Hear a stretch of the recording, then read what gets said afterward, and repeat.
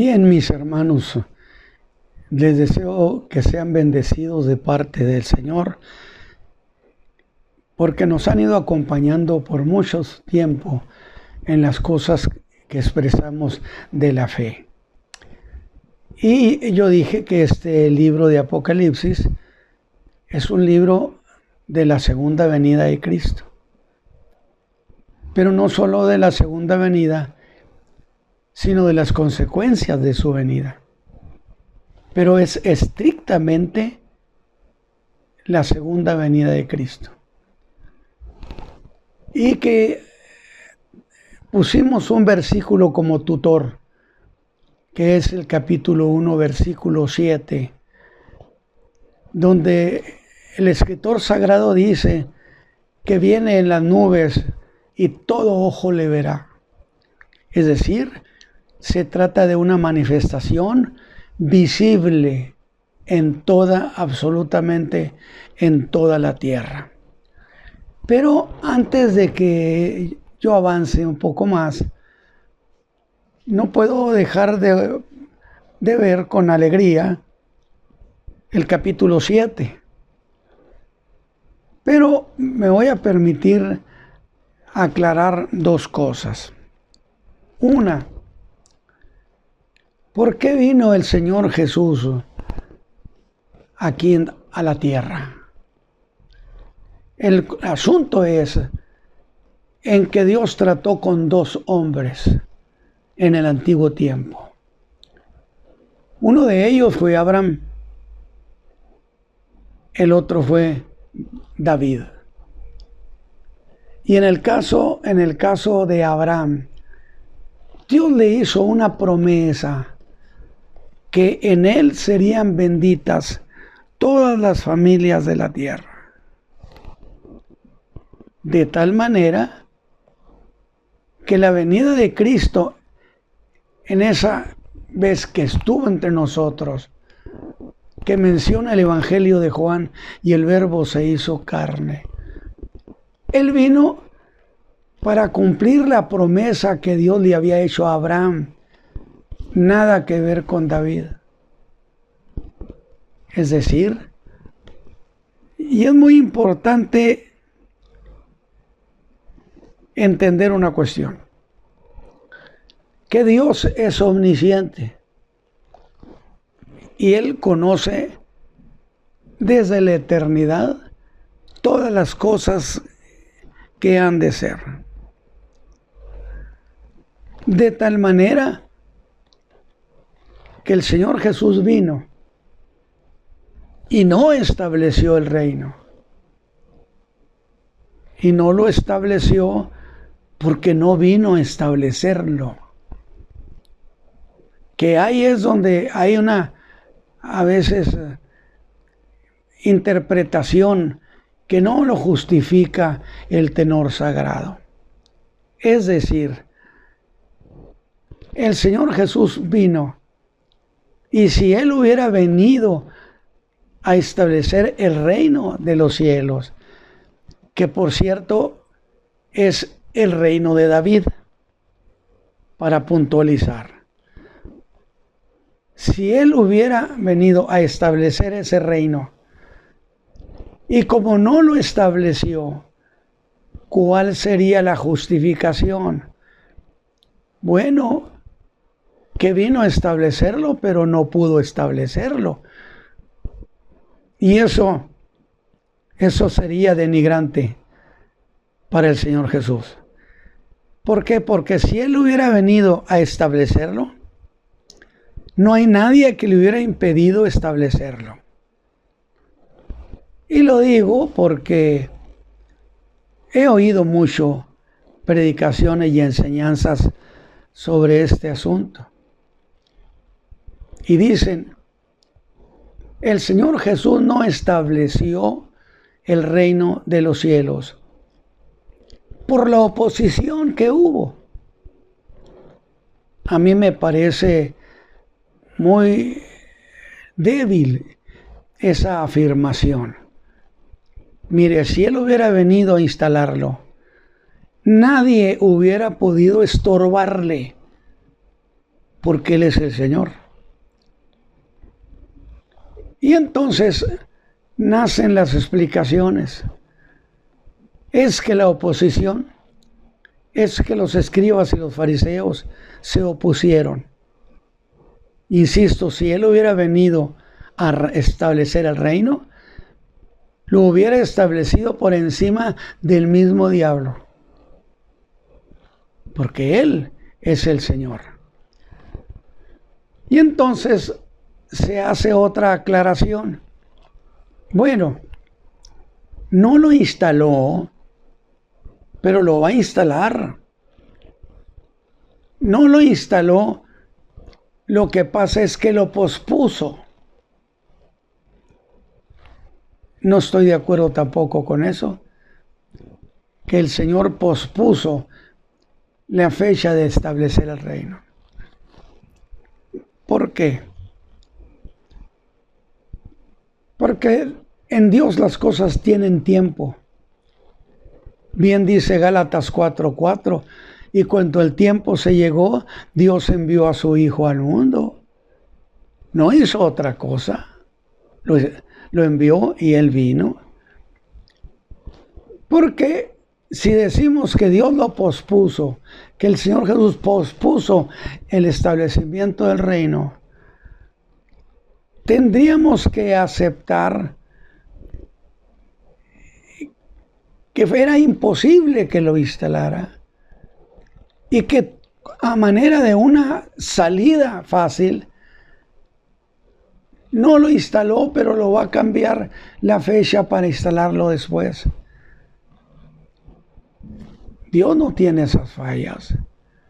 Dios es omnisciente y conoce con precisión los tiempos y los lugares, las fechas, a las personas.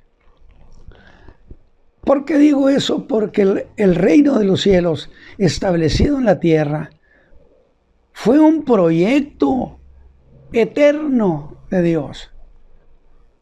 Consecuentemente, si era un proyecto eterno, estaba decidido cuándo y cómo instalarlo. Si Él lo pospuso, encontramos problema con la idea de que entonces Dios tenía una fecha para que se instalara, pero como no se pudo, entonces la salida es lo pospongo. La Escritura no avala esa forma de entender al Señor. Lo que Él ha establecido se cumple.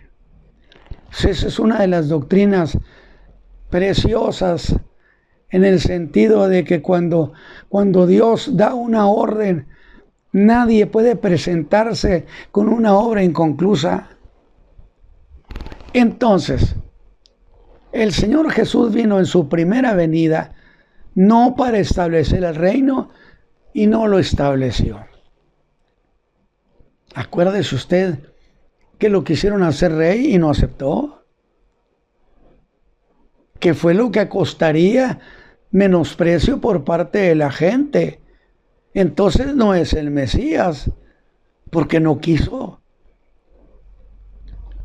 Pero si el Señor Jesús en su primer venida no vino a establecer el reino, ¿a qué vino? Vino exclusivamente a cumplirle a Abraham la promesa de que en él serían benditas las familias de la tierra. Y se da la obra de redención en la cruz del Calvario. ¿Por qué hemos dicho así?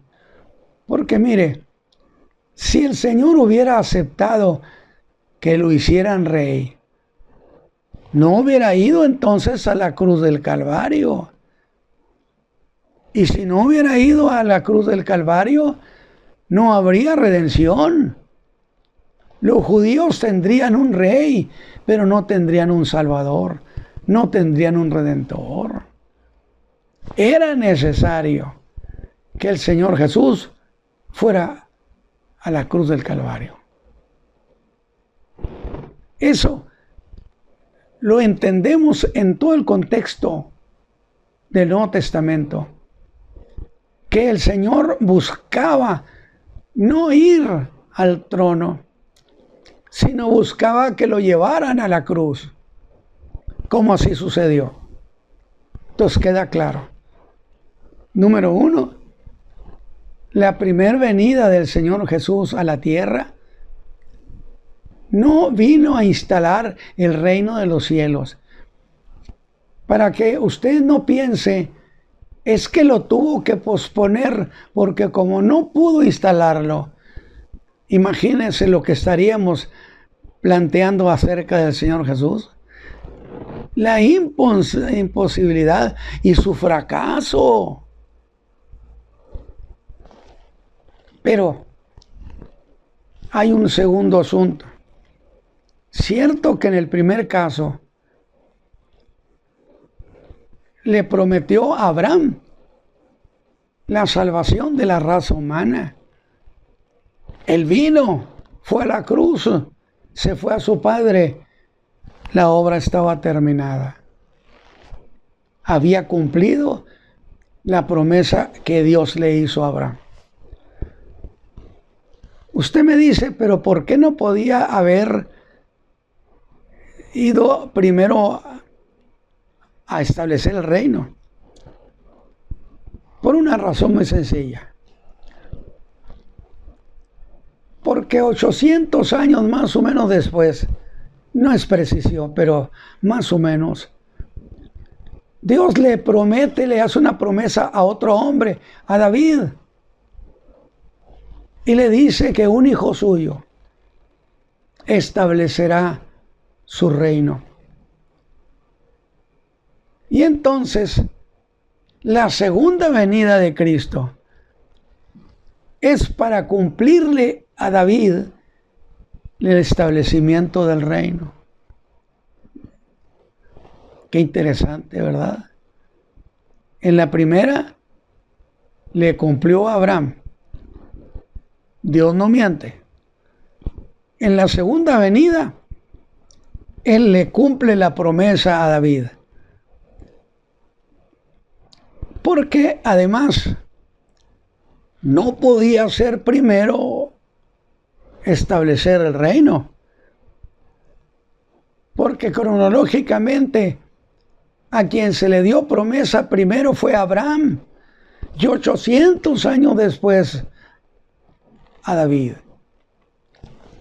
Y dicen los que conocen de leyes que lo que es primero en tiempo es primero en derecho. Yo creo que queda muy claro. ¿Y por qué yo estoy mencionando esto? Estoy mencionando porque cuando entré al capítulo 7, me llamó la atención, mucho la atención, 4 ángeles. Y me llamó mucho la atención 144,000 señalados de las tribus de Israel. 12,000 de cada tribu, 12 por 12 son 144. Pero estas tienen mucho que ver precisamente con la propagación del reino de los cielos. Entonces, de alguna manera, quedan asociadas a las razones por las cuales viene el Señor en su segunda venida. Consecuentemente, el Señor no pospuso el reino, porque posponerlo equivale a decir se llegó la fecha y no pudo instalarlo. Porque una instalación que no se hace equivale precisamente a que no se pudo instalar. Y entonces, el sábado pasado, entramos prácticamente al final del capítulo 6, donde, mire, le voy a dar una idea. Fue terrible lo que sucedió en el sexto sello. ¿Qué sucedió? Un terremoto cual nunca había habido. Las islas y los montes fueron movidos del lugar. Las estrellas del cielo cayeron. O sea, eso sucedió en el sexto sello. Pero cuando entro al séptimo, me encuentro esos 4 ángeles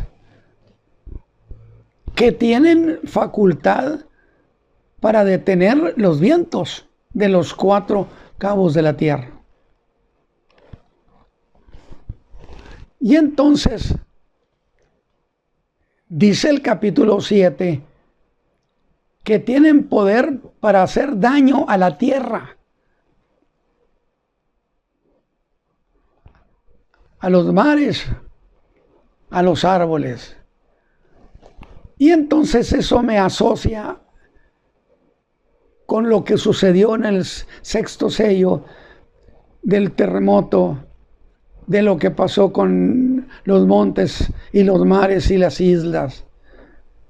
De tal manera que lo encuentro como muy razonable la narración del capítulo 7 de estos 4 ángeles, de uno que luego llegó y les ordenó que se esperaran, que todavía no destruyera nada. ¿Qué iban a destruir? ¿Acaso el terremoto que hubo? Pero luego la profecía introduce a 144,000 que no son la iglesia, porque estos son hijos de Israel. Así que bueno, yo espero que esto nos vaya ayudando. Y en la reflexión del sábado pasado, llegamos prácticamente al final del capítulo 6, del cual vimos 2 cosas. Una, que al abrir el Cordero el sexto sello, hubo sobre la tierra un gran terremoto. Y lo plantea como un caso único, nunca visto. Y a mí me maravilló ese capítulo 6 y ese sexto sello. Pero resulta que en el capítulo 16,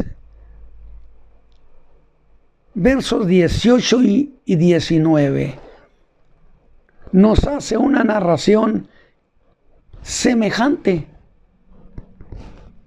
Y de inmediato yo pienso, son 2 sucesos distintos, en tiempo distinto.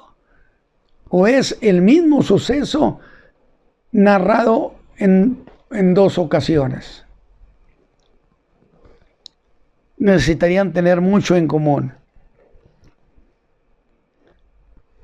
Fíjese bien.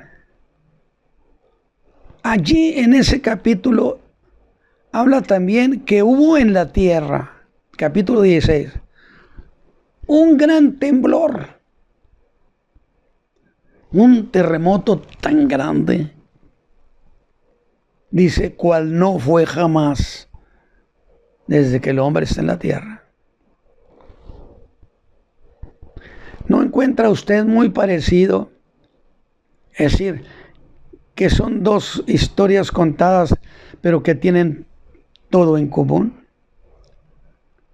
¿Son 2 casos distintos? ¿O es uno solo narrado de 2 maneras? Quizá usted me diga, hermano, pero ya en el 19 ya vamos muy lejos. Es posible decir eso, claro, pero no olvide que puede tratarse de 2 sucesos contemporáneos. Es decir, no necesariamente lo que sucede en el 6 no sucede en el 19, más que tendría que suceder en tiempo distinto, cuando que son dos sucesos comunes en tiempos iguales. Revise eso. Hubo un gran terremoto, dice, cual no fue jamás. Y mire, qué tremendo. Estos juicios, voy a hacer la aclaración, no están cayendo sobre los hijos de Israel, sobre Israel. Son juicios sobre el mundo gentil. Y no olvide, la gran tribulación, mejor dicho, el primer caballo que vimos fue el blanco, que ocupó 3 años y medio, donde hubo paz, que desde luego no es la paz de Dios, sino que es la ausencia de la actividad diabólica sobre la tierra. Pero ya en el segundo caballo, en el Bermejo, allí se desatan las guerras. Habrá de desatarse el hambre, la muerte.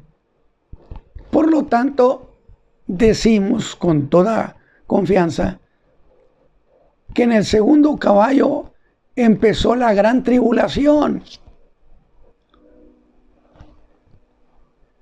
Y los juicios vinieron sobre las naciones gentiles.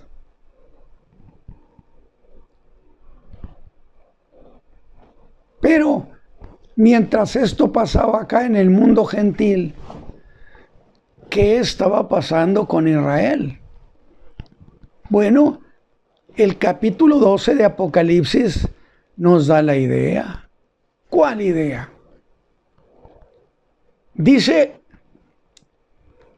que Satán estuvo en el cielo acusando a la iglesia. Cuando el Señor levanta a su iglesia, cuando el Espíritu Santo la levanta y se la entrega al Señor, el diablo se lanza a reclamar las razones por las cuales cada uno estamos con el Señor. Dice que acusaba a la iglesia día y noche. O sea, era el fiscal. Es que el capítulo 12 tenemos que entenderlo como el juicio de la iglesia. A ver, vamos a ver. Me dirá usted, ¿pero qué acaso Cristo no nos había perdonado? Sí.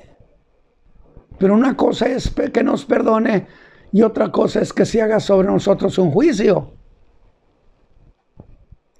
En ese juicio hay juez, hay un fiscal. El juez es el Señor, el fiscal es el diablo. Terrible. Y él entonces se dedica a acusar a los hermanos. Pero dice, ellos le han vencido por la sangre del Cordero y por la palabra de su testimonio. Estas eran la iglesia, eran redimidos y vencieron a Satán. Y cuando eso sucede, la iglesia es oficialmente declarada inocente. Ya el Señor la había perdonado y la iglesia, en los términos del Señor, estábamos justificados. Pero no se había hecho un juicio como este, donde oficialmente se determina que es un pueblo justo. Y entonces, después de eso, por cierto, viene el juicio de las recompensas. Ya el diablo no tiene nada que hacer allí. porque esas recompensas son para los hijos de Dios, por su trabajo, por su conducta, por cosas distintas. Y luego, Satán quiere, por supuesto, mantenerse allí. ¿Con qué razón? Para intervenir, pues qué otra. Y es entonces cuando dice el capítulo 12, se hace una gran batalla en el cielo. Y lidiaba el dragón y sus ángeles contra Miguel y sus ángeles. Se hizo una gran batalla. Acá en la tierra todavía no empezaba la gran tribulación. Esta era una batalla que se estaba haciendo allá arriba. Pero entonces resulta Miguel y sus ángeles lo expulsaron para siempre del cielo. Y no solamente al diablo, sino a todos sus servidores, sus ángeles.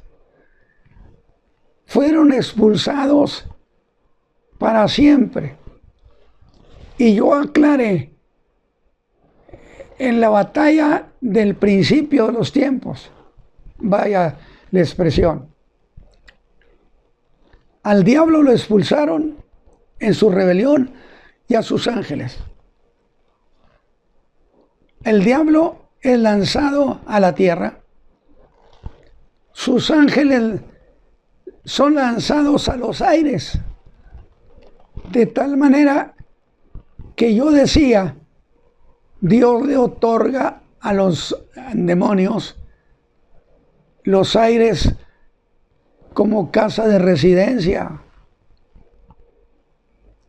Por eso Pablo dice, potestades de maldad en los aires. Ahí tienen ellos su centro de operación. Pero ahora ya no se les permite eso. Ahora son lanzados directos a la tierra. Lea el capítulo 12 de Apocalipsis. Directos lanzados a la tierra. Que imagínense lo que va a ser para la raza humana convivir con esos seres de maldad. Muy bien. Entonces, Satán es lanzado y en su furia, en su ira, por un lado ordena, ¿sí?, que se desaten las guerras, promueve la actividad perversa a través del segundo caballo, que es el Bermejo, y empieza la gran tribulación. Pero además de eso, ahora se lanza contra la mujer. Capítulo 12 habla de una mujer que dio a luz un hijo. Evidentemente, ella es Israel y el hijo es Cristo. Y el dragón, dice, estaba muy al pendiente para cuando hubiera nacido el hijo, devorarlo. Sin embargo, el hijo fue guardado y arrebatado al cielo. Clarísimo. Y entonces ahora el diablo lanzará una persecución cual nunca ha habido sobre el pueblo de Israel. Entonces, dos vertientes de agresión.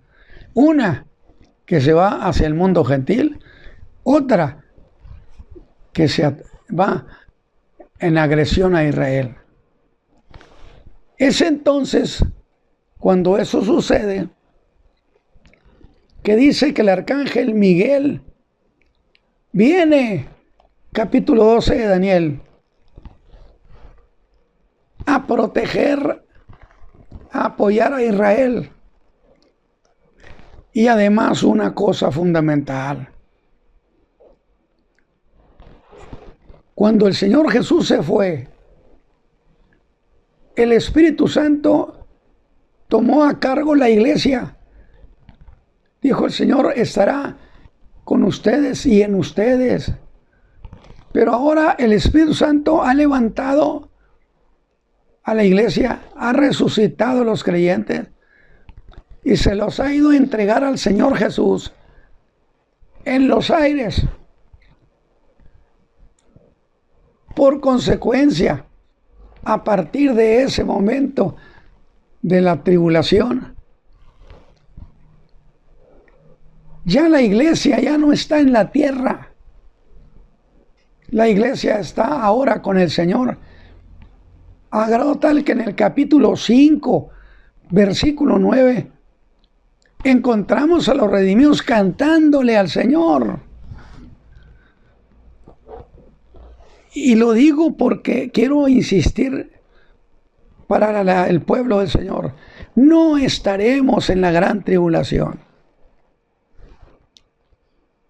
Ahora, el versículo 9 hace una aportación extraordinaria, diciendo, y las ciudades de las naciones se cayeron. ¿Puede usted imaginar eso? Un terremoto cual no fue jamás. Pero el versículo 14 del mismo pasaje dice lo mismo que dice en el capítulo 6. Fíjese bien, lo mismo que dice aquí en el capítulo 16. ¿Sí? Versículos 18 y 19. Es lo mismo que dice en el capítulo 6 con el sexto sello. Son esas cosas en común. Y el verso 14 del mismo pasaje dice, fíjense en lo que dice, y todo monte y las islas fueron movidas de sus lugares. Ahora, visto así, daría la impresión que este terremoto es un terremoto distinto, diferente al del capítulo 16, distinto al del 6. Pero hay que tomar en cuenta que estos pasajes tienen muchas cosas en común entre ellos. Estas dos narraciones tienen cosas en común: el sol, la luna, las estrellas, las islas, los montes.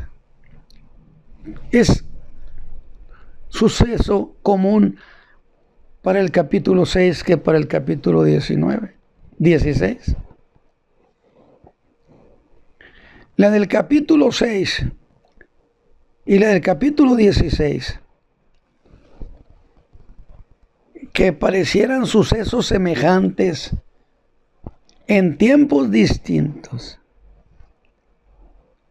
semejantes en tiempos distintos. Pero no olvide que ya explicamos que no significa que sean cosas que sucedan en tiempos diferentes. Porque, aclaramos, no quiere decir que los sellos, las trompetas y los tazones, termina el sello y sigue la otra. Son sucesos comunes en esos 3 años y medio de gran tribulación. Son contemporáneos, pero narrados como cosas que suceden en tiempo distinto. Alabado sea Dios. Y ya que he mencionado las cosas en esa manera, de las cosas en común, vamos a verlas. El capítulo 6, donde habla del sexto sello, versículo 12, dice que en ese desastre. Ahora, no deje de pensar, ¿por qué ese desastre en las islas, en los montes? Pues yo estoy tratando de no olvidarme de esos 4 ángeles ¿Tendrían que ver algo en esta cuestión? Dice que el sol se puso negro como un saco de silicio y que la luna se puso toda como sangre y que las estrellas del cielo cayeron sobre la tierra.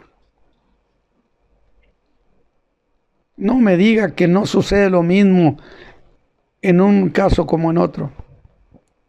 Tenga muy en cuenta que todos esos sucesos acontecen en el tiempo de la gran tribulación. Bueno, veamos ahora la versión profética de Joel, porque ya he citado dos casos, pero ¿qué le parece si vemos a Joel? Capítulo 2.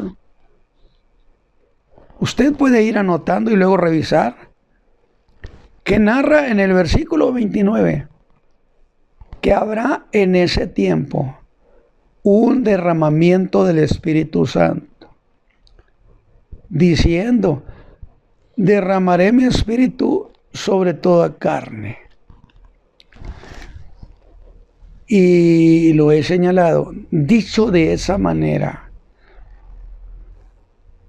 pareciera que se trata de un derramamiento del Espíritu Santo en un tiempo o en el tiempo en que la iglesia está todavía aquí en la tierra.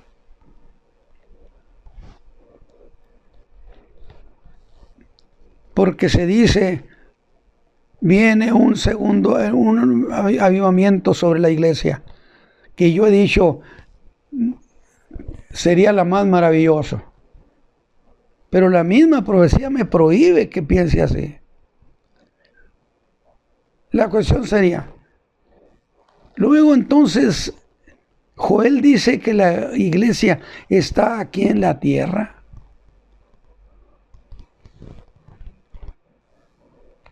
Cuando está en desarrollo la gran tribulación.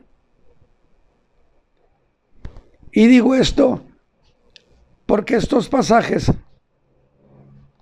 paralelos tienen todo en común. Tanto Apocalipsis 6 como Joel 2 como Apocalipsis 16. Todos tienen la misma idea. Y todos son pasajes tribulacionistas. Pues mire lo que agrega el verso 30 del pasaje de Joel. Doy ese derramamiento, dice Dios, y luego daré prodigios en el cielo y en la tierra. También Joel. Y le preguntamos a Joel, ¿y cuáles son esos prodigios? Joel responde allí en ese capítulo 2 y dice: el sol se tornará en tinieblas y la luna en sangre, antes que venga el día grande y espantoso de Jehová. Si usted observa, en los tres casos tienen la misma idea. Pero ¿qué decir de Mateo 24? Ya lo he mencionado, pero se lo voy a leer. Los versos 29 y 30. 24, 29 y 30. Dice, y luego, dice el Señor, después de la aflicción de aquellos días. Y preguntamos, ¿cuáles días, Mateo? Diría los días de la gran tribulación, que recién están por terminarse.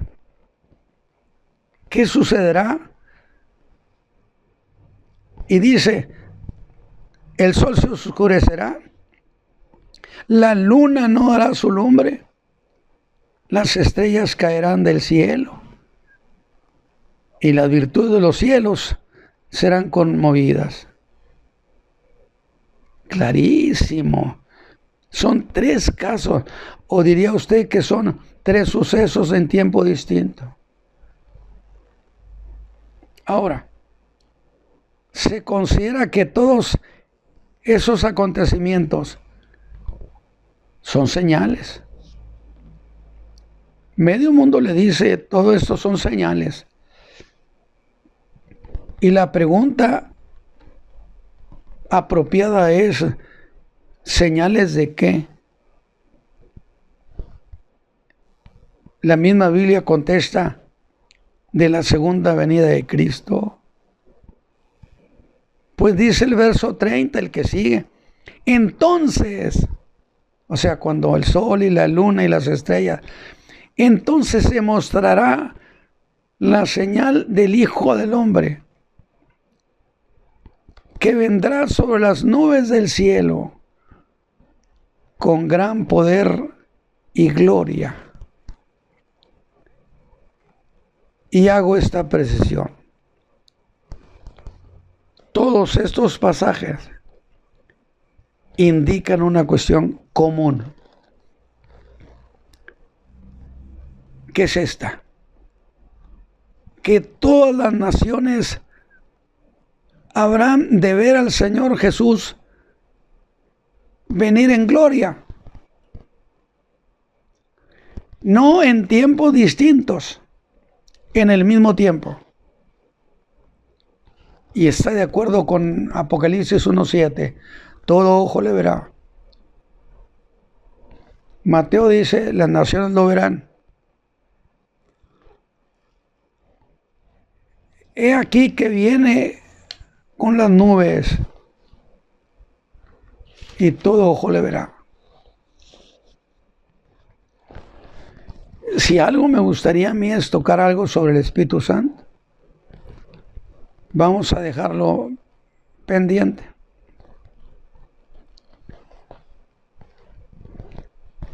El ángel Gabriel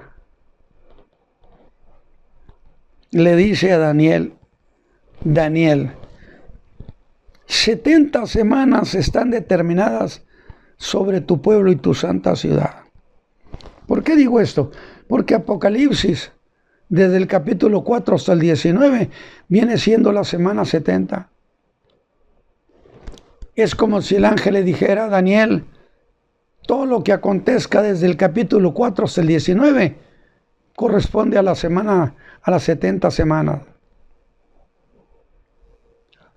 Esas 70 semanas están determinadas sobre tu pueblo. ¿Quién es? Pues Israel.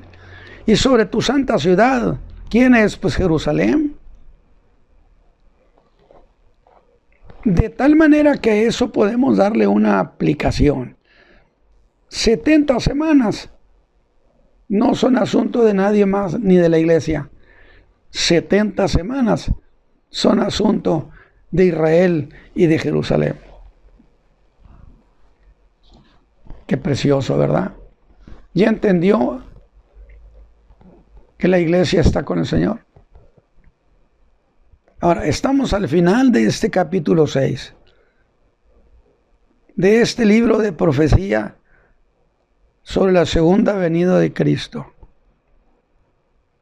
y las consecuencias de esa segunda venida.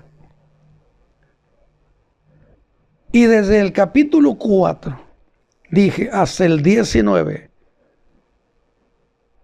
es lo que sucederá en la llamada semana 70.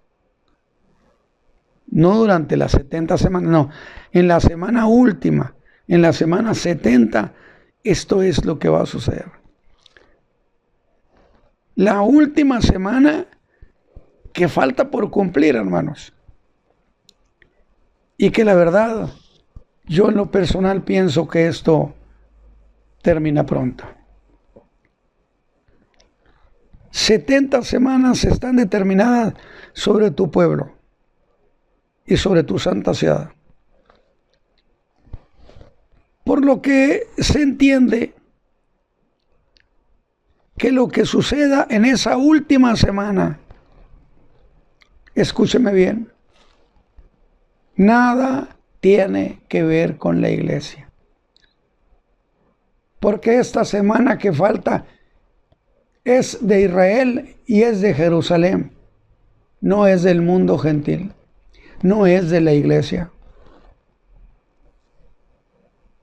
Interesante, ¿verdad? Nada tiene que ver con la iglesia. Es más, dijimos, la iglesia ya está con el Señor. Desde el capítulo 5, verso 9, dice que había ante el trono de Dios una incontable multitud. ¿Qué estaban haciendo allí? Cantando.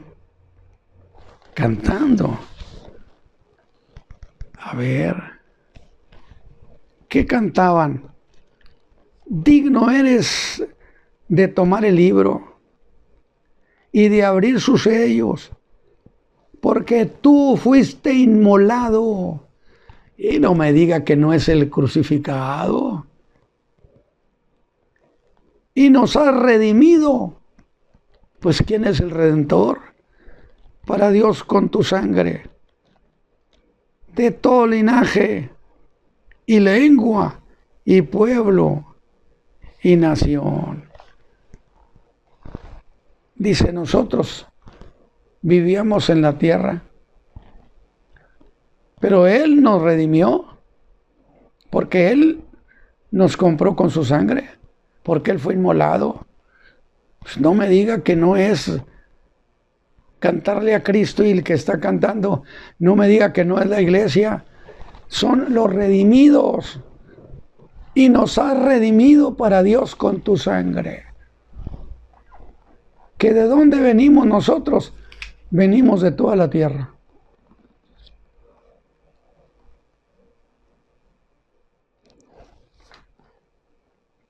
Por supuesto,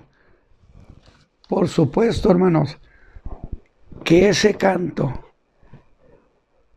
era nuevo, novísimo,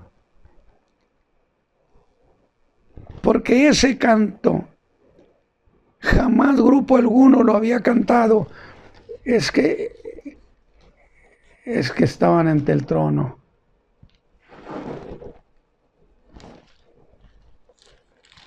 Dice,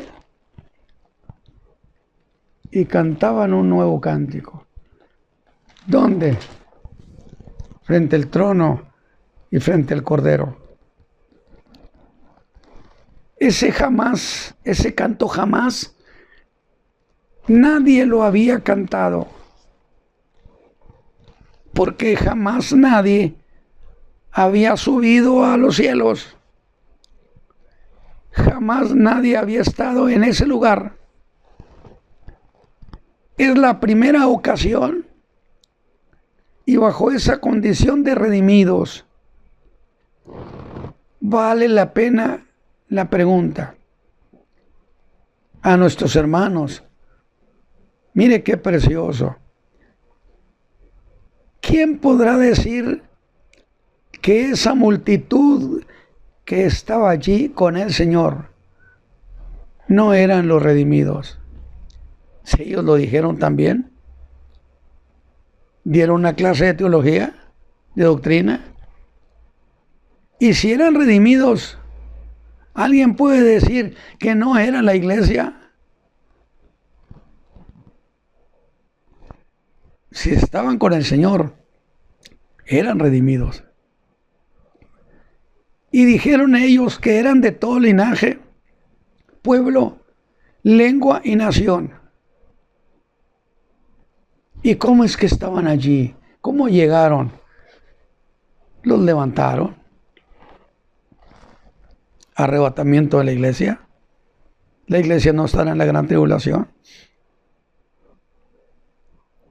Y al final del capítulo 6 dice que las estrellas cayeron sobre la tierra, que los montes y las islas fueron movidas de sus lugares, y que los reyes de la tierra, y los príncipes, y los ricos, y los capitanes, se escondieron en las cuevas y entre las peñas de los montes. Y decían, muy formales, se dirigían a los montes y a las peñas: caed sobre nosotros y escondednos de la cara de aquel que está sentado sobre el trono y de la ira del Cordero. O sea, lo estaban viendo su rostro, sabían que era el Cordero. Luego entonces no ignoraban, pero piense eso. Pidieron a los montes y a las peñas: caed sobre nosotros y escondednos. Y yo digo, que cayeran sobre ellos y que los escondieran. Pues qué petición tan incongruente. Caed sobre nosotros y escondednos de la cara de aquel que está sentado sobre el trono y de la ira del Cordero. Y dije en una ocasión pasada, estaban pidiéndole, porque no estaban orando, estaban diciendo, clamando, ¿sí? Le pedían a la madre naturaleza. Santo Dios, ¿acaso las peñas son seres morales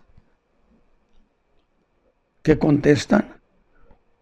A diferencia del Dios de los cielos, que es un ser moral, que nos oye, que nos creó. Pedían estos, en vez de pedir al que estaba sentado en el trono. ¿O no me queda otra duda? Que sería, pues, que estos eran adoradores de la Madre Tierra. Porque no le pidieron al Dios de los cielos. ¿Qué le parece? Y esta tendencia va a avanzar, ¿eh? Ya cuando el Señor venga, esto va a ser cosa común. Las estrellas cayeron del cielo y los montes y las islas fueron movidas de su lugar. Y la profecía asocia eso con un gran terremoto. En el capítulo 16-19 habla de un terremoto cual nunca ha habido. Y yo pregunté a ustedes, ¿acaso se tratará de dos terremotos semejantes en ocasiones distintas? Ya hemos explicado. Y fue precisamente todo esto, lo de ver esos 4 ángeles que tenían poder para hacer que los vientos se movieran con violencia o se detuvieran. Lo que de alguna manera nos hizo pensar, bueno, la Escritura los está mencionando no por casualidad. Estoy viendo acá que las estrellas se cayeron, que los montes se movieron, que pasó todo esto. Sí, pero aquí están estos otros que tienen poder para mover los vientos y dañar la tierra.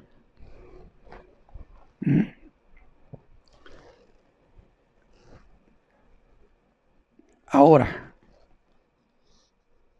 si ya empezó la gran tribulación, entonces ya empezó también el tiempo de la angustia de Israel. Y ya empezó el tiempo de la defensa que hará el arcángel Miguel. Y al poner nuestro pie en el capítulo 7, entre los versos 1 al 3,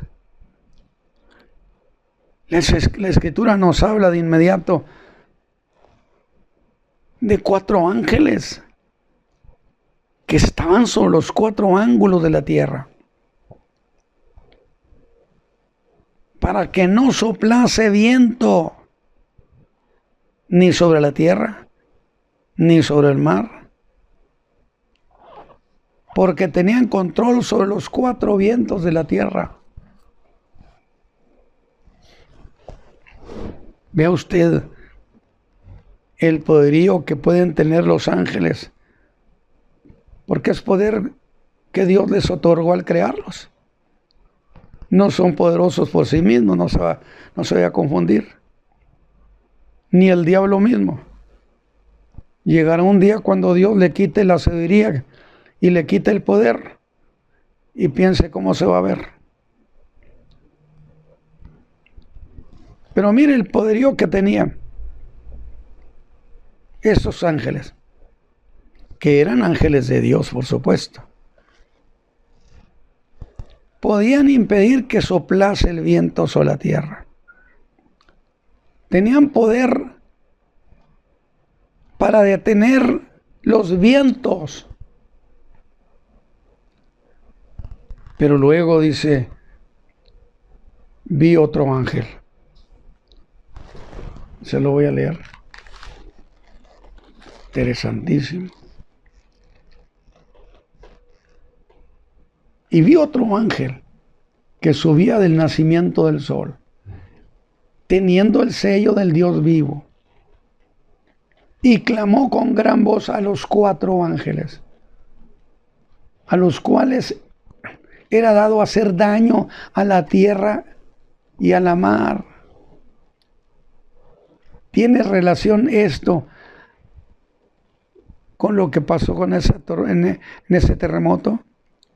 Esas islas, esos montes, esas peñas, pareciera que no tiene nada que ver.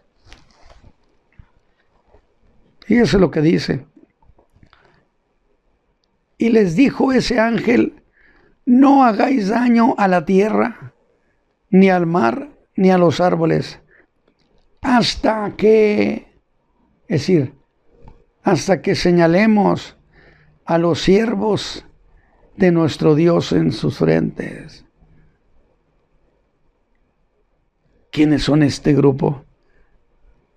144,000 sellados de los hijos de Israel. Entonces tenemos esos 4 ángeles que tenían ese poder y que podían. Pero vino este otro ángel. ¿Y qué hizo este otro ángel? Este otro ángel les dio órdenes. Quiere decir que era un ángel de mayor jerarquía. Aunque algunos piensan, y no hay razón para discutirlo, que puede ser el mismo Señor, que les dio órdenes a esos 4 ángeles. Dice que clamó a gran voz a los 4 ángeles. Y note esto, a los cuales era dado, era otorgado, los habían facultado para hacer daño a la tierra y a la mar.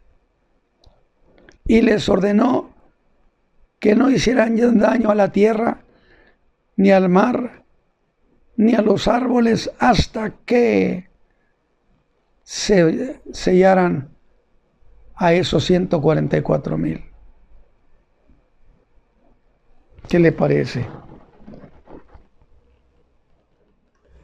Le dijo textualmente así. Y hoy el número de los señalados, hasta que señalemos a los siervos de nuestro Dios en la tierra. ¿Es la iglesia esta? No. son hijos de Israel, por lo tanto, son hebreos, son israelitas. ¿Sería que la orden consistía en que no causaran todavía ese gran temblor del capítulo 6? Que todavía no perjudicaran los montes ni las islas.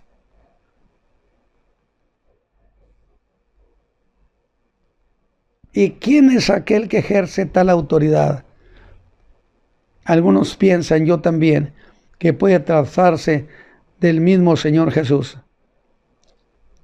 Dice que este ángel tenía el sello del Dios vivo.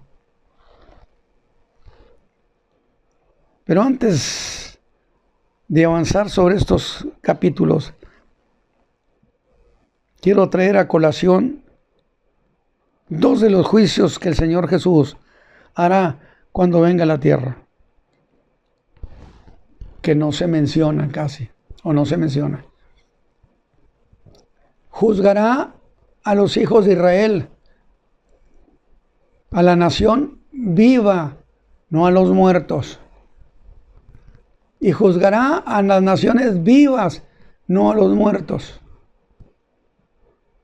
Y allí nos vamos a quedar, porque es extraordinario lo que significa eso. Que el Señor los bendiga, mis hermanos. Padre eterno, te doy gracias porque nos has apoyado.